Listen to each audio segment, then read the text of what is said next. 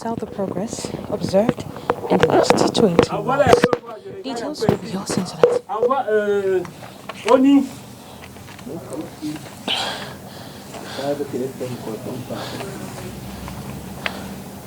Epix, envoie.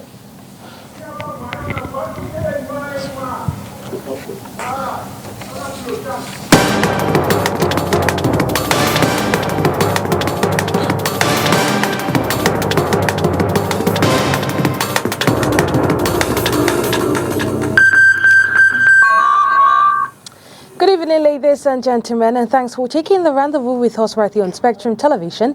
It is the 8 p.m. Bilingue newscast. Making news tonight, International Universal Health Coverage Day. Well, over 4 million Cameroonians have enrolled in the Universal Health Coverage Program headed by the Ministry of Health. Well, Manawuda Malashi, Minister of Public Health, details out the progress observed in the past 20 months. This story will be yours in tonight's newscast. Well, we talk sports. The opening ceremony of the 8 national games is ongoing in Cameroon's political capital, Yaoundé. Chaired by the Prime Minister, Head of Government, Dr. Chief Joseph Diongute, these games will run from December 12 to 21 with close to 1,500 athletes to compete in over 10 sports disciplines. This story and many more will be yours in tonight's edition of the APM Bilingual Newscast. Ladies and gentlemen, welcome once again. Well, tonight's news opens in the French language with you, Lila Renganzeu. Good evening. Bonsoir à vous, la Dodette Ondessa. Mesdames, bonsoir. Monsieur, bonsoir. Et merci d'être avec nous. Il est 20h sur les antennes de Spectrum Télévision. C'est le journal. La 11e journée internationale de la couverture santé universelle se célèbre ce 12 décembre 2024. Occasion pour le ministre camerounais de la Santé publique, le Dr Manaouda Malachi, de faire le point sur la couverture santé universelle au Cameroun 20 mois après son lancement. On apprendra ainsi que déjà 4 millions de Camerounais ont répondu à la phase de pré-enrôlement. Inès Pangan.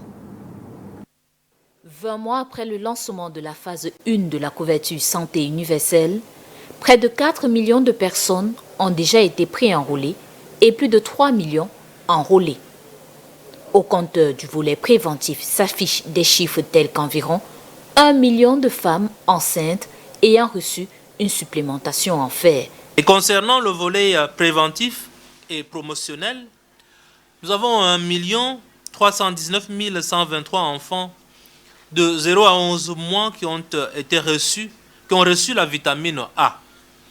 612 427 enfants de 12 à 59 mois ont reçu également la vitamine A. En ce qui concerne le curatif, près d'1 million d'enfants consultés gratuitement, plus de 400 000 femmes enceintes suivies jusqu'à l'accouchement ayant déboursé 6 000 francs CFA, ou encore 25 000 souffrant de tuberculose ayant reçu gratuitement leur traitement.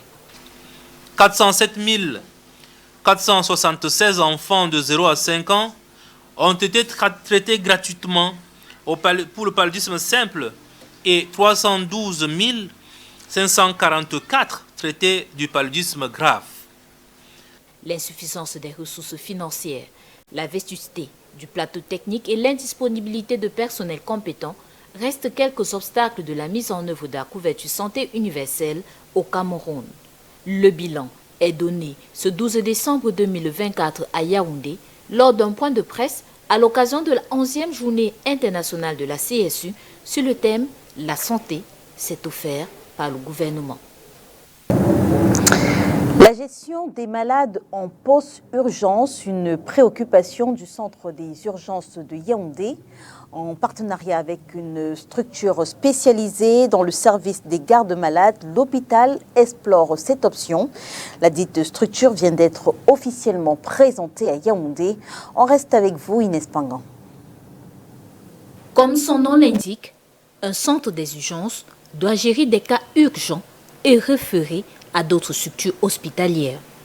Sauf que, pour le centre des urgences de Yaoundé, le suivi des patients après la levée de l'urgence n'est pas toujours effectif. Hôpital particulier qui a des missions particulières. C'est la prise en charge des urgences et la sortie du malade dans les 72 heures maximum. L'urgence n'a pas pour vocation de guérir un malade.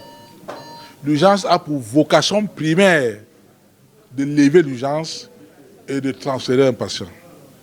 Maintenant, la question, c'est qu'on le transfère où? Une des solutions proposées pour ces malades en post-urgence et pour d'autres, c'est un service de garde de malades. Son but, c'est de donner une sérénité aux malades et à ses proches dans le suivi du protocole établi par le médecin ou tout autre personnel soignant. Quand quelqu'un perd l'autonomie, ça veut dire que quoi? Il ne peut pas se laver, il ne peut pas se nourrir, donc il ne peut même pas faire une toilette. Donc le staff Mavali vient pour donner tout ce soutien-là, cette assistance-là et cette sérénité. Ce service est officiellement présenté ce 11 décembre 2024 au Centre des urgences de Yaoundé. Loin de la santé, on reparle de la clôture de la session parlementaire de novembre. Au Sénat, la Chambre haute du Parlement, les travaux étaient présidés par le sénateur Aboubakar Abdoulaye, vice-président de cette Chambre. D'ailleurs, il recommandera la bonne exécution des 13 lois adoptées. Olivier Bouzike. Moyennant de nombreux sacrifices que cette session ouverte il y a 30 jours arrive aujourd'hui à son terme avec un bilan satisfaisant après des travaux d'une intensité et d'une qualité fort remarquable. Dans le peu de temps qui lui a été réparti, la Chambre haute a pu procéder à l'examen à l'adoption de 13 projets de loi, parmi lesquels la loi de finances pour l'exercice 2025. Je voudrais relever pour m'en féliciter le caractère à la fois actuel et utile de ces textes, dont la mise en œuvre va nécessairement contribuer à la résolution des problèmes auxquels les Camerounais sont souvent confrontés. En ouvrant cette session, j'avais interpellé le gouvernement sur l'impérieuse nécessité d'une législation mieux adaptée au contexte. Ces textes que nous venons d'adopter sont une première réponse à cette préoccupation des sénateurs qui participe de notre souci constant de veiller au développement de notre pays. Malgré l'environnement difficile et les temps détestables que nous vivons, j'encourage le gouvernement à poursuivre ses efforts dans le but de maintenir cette dynamique de développement. Le Sénat soutient naturellement cette œuvre exaltante entreprise par le président de la République, son excellence le président Bobia, dont la préoccupation majeure reste de le bien-être de nos compatriotes.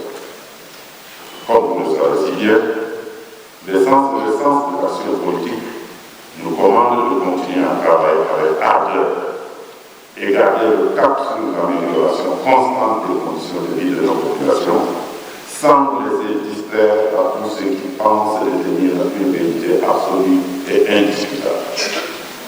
Tels sont précisément les objectifs visés par la loi portant exercice de médecine traditionnelle, loi régissant la protection civile, loi régissant la pêche et l'aquaculture et tous les autres textes que nous avons examinés et adoptés au cours de cette session. C'était le sénateur Aboubakar Abdoulaye, vice-président de la Chambre haute du Parlement camerounais. Toujours dans la capitale politique du Cameroun, le préfet du département du Fondi a présidé ce jour la dernière session du conseil de la mairie de la ville. Tenu au cercle municipal de Yaoundé, les travaux ont permis de faire le point des réalisations en faveur du développement de la ville de Yaoundé. Olivier Bouzike. C'est le dernier conseil de la mairie pour l'exercice 2024. Le bilan de l'année affiche au tableau de nombreuses réalisations dans la capitale, malgré quelques goulots d'étranglement observés. Le plan annuel 2025 de programmation des travaux est axé principalement sur les travaux routiers. Nous allons également mettre un accent sur le nettoyage, la propreté de la ville, même si nous peinons encore à faire contractualiser les entreprises qui doivent gérer les déchets dans la ville. Nous peinons parce que les procédures sont complexes, longues et les conditions requises difficiles à remplir. Et nous avons sollicité que les collectivités territoriales décentralisées puissent aussi être dotées d'un système spécifique simplifié de passation des marchés publics pour leur permettre de pouvoir se déployer plus facilement sans être toujours obligés, comme c'est le cas maintenant, de voir leur dossier aller jusqu'au niveau des services centraux des ministères. Le préfet Djumfundi, qui préside la séance, a fait une dizaine de recommandations pour le développement et la sécurité des populations. Je voudrais vous inviter à faire table rase des caprices de certains fonctionnaires des bureaux centraux qui restent généralement dans les théories, qui ne comprennent pas que le terrain a ses réalités. Le budget, comme nous l'avons toujours dit, n'est qu'un acte prévisionnel de recettes et de dépenses. Donc nous invitons, comme par le passé, la recette municipale et tous les services compétents de mettre l'accent sur le recouvrement. Monsieur le secrétaire général, vous allez vous pencher sur la question des ressources humaines en faisant un petit ratio avec les capacités de la communauté à pouvoir supporter la masse salariale. C'est une année électorale. Nous devons lutter contre le désordre urbain. Il faut renforcer le service de la police municipale en termes d'effectifs et de moyens. Aussi, Emmanuel Mariel Digden a recommandé de renforcer la communication autour des projets et des réalisations sur le terrain. Cameroon's political capital, while officials have handled close to 78 cases under 5 months. While as the Christmas celebrations approach, inhabitants are called upon to take upon themselves adopt several precautionary measures like staying at home or returning home back from work early, avoiding crowded or dark areas, and avoid walking alone. Let's get more details in this report. Inhabitants of Yaoundé are increasingly sleeping with an eye open as the security situation deteriorates day by day. Recently, there has been numerous reports of aggression, theft, kidnapping, rape, and in worst cases, murder. The murder of Okala Tielo is one of the tragic incidents recorded recently. This surge in crime has left many inhabitants in fear and panic. Authorities say they have tackled close to 78 cases of such incidents in the past 5 months, attributing the deterioration to the festive season, which often sees a spike in criminal activities. Despite government's effort to reduce this high crime wave by increasing police patrols and implementing stricter regulations to ensure public safety, particularly in high-risk areas and public transportation, the safety of inhabitants remains a cause for concern. While Yaoundé is alarming, other cities are also grappling with similar insecurity during this period. Many residents are advised to return home safely, close their doors, and avoid hanging around dark corners, especially alone. These precautions are essential to navigate the current security challenges and ensure personal safety. Difficult to get their desired quantity of meat for the Christmas celebration. Well, according to a report by Business in Cameroon, Prime Minister, Head of Government, Chief Joseph Dion Gutey, on December 1 announced at the National Assembly that a 33.8% of shortage in meat production for 2024. Well, this decline has impacted all sectors, with cattle farming producing 94,300 tonnes from 130,000 tonnes in 2023. Let's get more details in this report. The festive season is here, and many households in Cameroon may struggle to secure the quantity of meat they desire for their celebration. Meat production has dropped significantly this year. On December 1, Prime Minister Joseph Dion Gutey announced that Cameroon's total meat production for 2024 is expected to reach over 236,000 tonnes. This represents a decrease of 74,000 tonnes or 23.8% compared to the 310,000 tonnes produced in 2023. This is according to the Ministry of Livestock, Fisheries and Animal Industries. In 2024, cattle farming remains the top producer with over 95,000 tonnes of beef. This is followed by poultry, 50,000 tonnes, pork, 39,000 tonnes, goat meat, which stands at 28,000 tonnes, and over 22,263 tonnes for sheep meat. The cattle farming sector alone saw a decrease of 35,869 tonnes, down from 130,000 tonnes in 2023. Several factors have contributed to this reduction in meat. According to Business in Cameroon, an economic magazine, the North region, a key area for cattle farming, has seen significant degradation of grazing lands. Water sources in the North region have been drying up, impacting cattle farming. Additionally, insecurity and livestock theft has negatively affected production across all sectors. To address these challenges and boost production, the government has proposed several initiatives. New industrial cattle slaughterhouses are planned for Douala and Bamenda in the Northwest region. The National Seed Production Center in Wakwa, located in the Ndamawa region, is expected to produce over 500,000 doses of cattle semen and 300 embryos annually. These measures aim to revitalize the livestock sector and ensure a more stable meat production output in the coming years, helping to meet the needs of households during festive seasons and beyond. Back to Cameroon's political capital, where the sixth session of the National Commission for Evaluating Inquest for Institutional Support from the State to Privately Owned Media has taken place in Yaoundé today. While the Commission is reviewing 65 applications, 60 from newspapers and 6 from online media.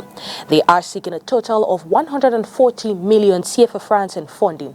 Christian Ga, the Director of Publication for The Guardian and member of the Commission, criticized this amount as terminated as inadequate to support the press in Cameroon. Let's take a listen to him. I think let's first of all talk about the envelope.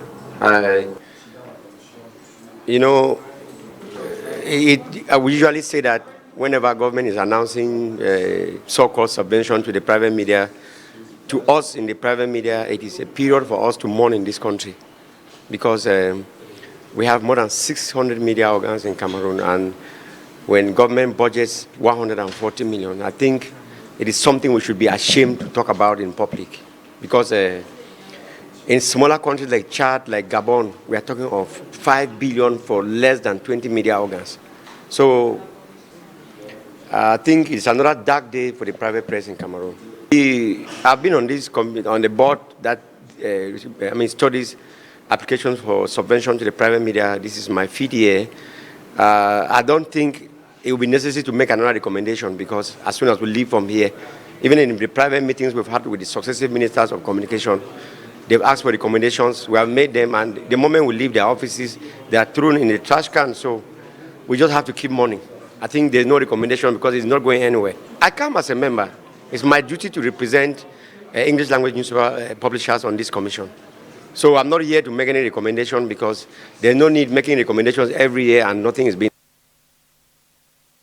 Se conforme au paiement des droits d'auteur auprès des gestionnaires agréés, des droits d'auteur agréés.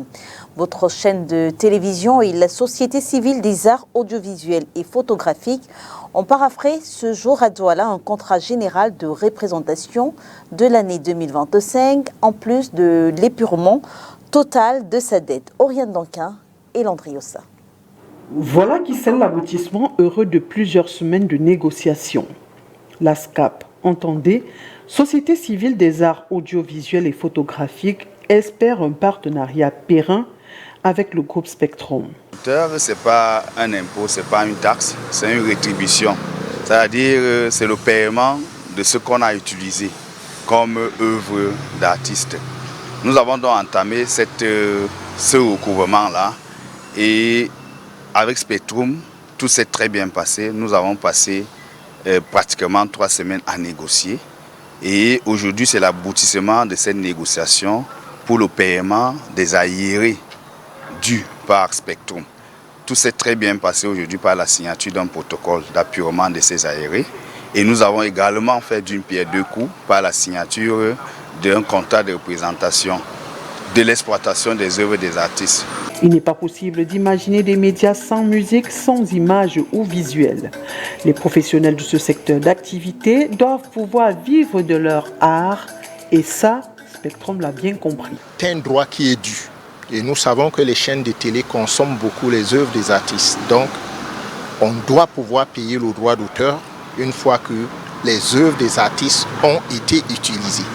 Et c'est ce pourquoi Spectrum a été ouvert donc, à cette négociation qui voulait qu'on puisse apurer d'abord la dette qu'on avait vis-à-vis des artistes à travers l'organisation de gestion collective qu'est la SCAP et ensuite maintenant négocier le droit d'auteur qu'on pourrait payer pour le futur. Et c'est ce qu'on a fait afin de résorber ce problème qui voudrait qu'on donne l'impression qu'on ne sait pas ce que c'est que le droit d'auteur. Nous, à Spectrum, on sait ce que c'est que le droit d'auteur et nous pensons que lorsqu'il est dû, il faut payer. Non sans rappeler l'urgence de sensibiliser les acteurs de la société sur ce que sont les droits d'auteur, les deux entités se sont promis un partenariat gagnant-gagnant. On a été ouverte au fait qu'on ne va pas tuer la poule aux œufs d'or. Donc c'est ce qui a sous-tendu normalement nos négociations, c'est que autant nous devons honorer le paiement des droits d'auteur, autant la SCAP doit comprendre que Spectrum ne doit pas fermer les portes parce que le droit d'auteur l'a asphyxie. La signature du protocole d'accord transactionnel pour l'apurement des paiements des droits d'auteur aux organisations de gestion collective des droits d'auteur et la signature du contrat général de représentation de l'année 2025 par Spectrum ont eu lieu ce 12 décembre 2024 en présence du délégué régional du ministère des Arts et de la Culture pour le littoral, des membres signataires sous la supervision de maîtres État, avocats conseils et producteurs. News out of the country, how much U.S. assistance is allocated, foreign assistance is allocated, and where it goes are two key questions as the Trump administration prepares to take office in January. The Voice of America, our foreign partners, looks at some sectors where cuts are expected and others that may be a priority. Medical supplies for India, food aid for Gaza. The United States donates more foreign aid than any other country in the world. Just in fiscal year 2022, it obligated some $70 billion. That's 1% of the total federal budget for humanitarian assistance, economic development, peace and security, and other sectors abroad. It's not clear what President-elect Donald Trump's approach to foreign aid will be when he begins a second term in January. But during his first term, Trump made his views known at the 2018 United Nations General Assembly. We will examine what is working, what is not working, and whether the countries who receive our dollars and our protection also have our interests at heart. Moving forward, we are only going to give foreign aid to those who respect us and, frankly, are our friends. As president, Trump did cut some foreign assistance, but Congress often pushed back on his suggestions to do so. He made some significant reductions in any amount of money going towards climate change.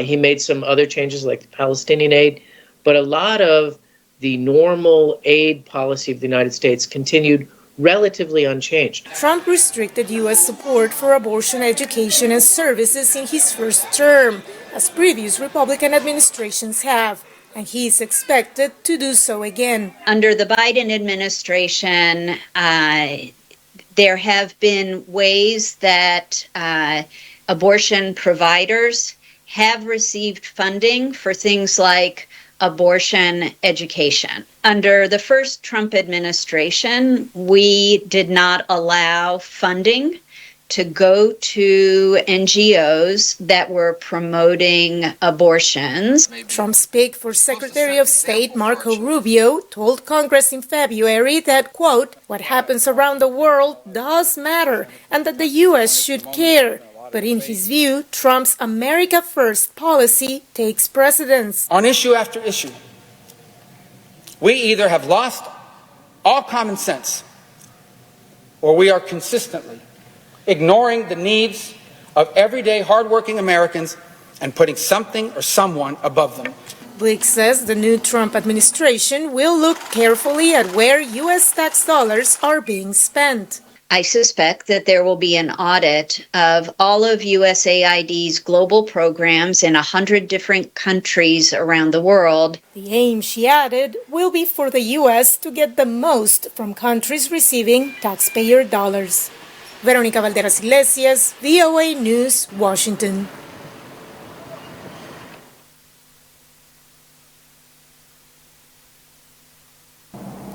In sports, the opening ceremony of the 8th National Games is ongoing in Cameroon's political capital, Yaoundé. Well, this is being chaired by the Prime Minister, Chief Joseph Dion-Gouté.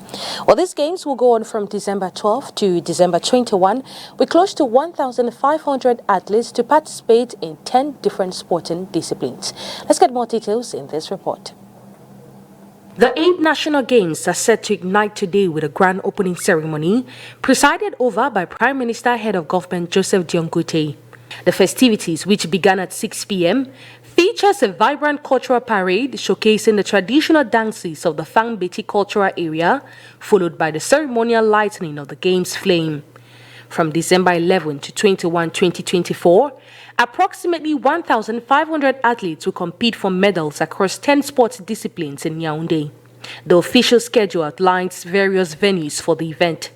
Athletics will take place at the Olympia Next No. 1 Stadium, badminton on the second hall of the multipurpose sports complex, and basketball on the explanade of the same complex. Boxing matches will be held at the Carrefour du Lycée de Ngouaikele. Football matches are scheduled for the Annex Stadium No. 1, with women's matches at the Ngouaikele Stadium and the Olympia Next Stadium. Weightlifting will be contested at the Fandena Gymnasium, handball at Leclerc High School and the Presidential Guard of Melen. Judo and wrestling will take place in the Community Hall of Leclerc High School, and volleyball matches will be held at the National School of Public Works. The National Olympic and Sports Committee of Cameroon has confirmed that delegations from the remaining 9 regions have all assembled in Cameroon's political capital. For the next 9 days, the city will buzz with the excitement of sports competition and cultural performances. Report puts an end to tonight's edition of the APM Bilingue Newscast. Ladies and gentlemen, thanks for staying with us. Do have a wonderful night in the company of our programs. Good night to you, Leila Rengauzeux. Bonsoir à vous, la Donnette en dessin. Mesdames et messieurs, merci de nous avoir suivis. Vous ne bougez surtout pas. Dipita Tongo vous donne rendez-vous tout à l'heure dans le cadre de l'émission Entretien avec. Et ce soir, il reçoit le ministre Jean de Dieu Momo. Quant à nous, on vous retrouve avec beaucoup de plaisir. Demain, il sera à 20h. Si Dieu...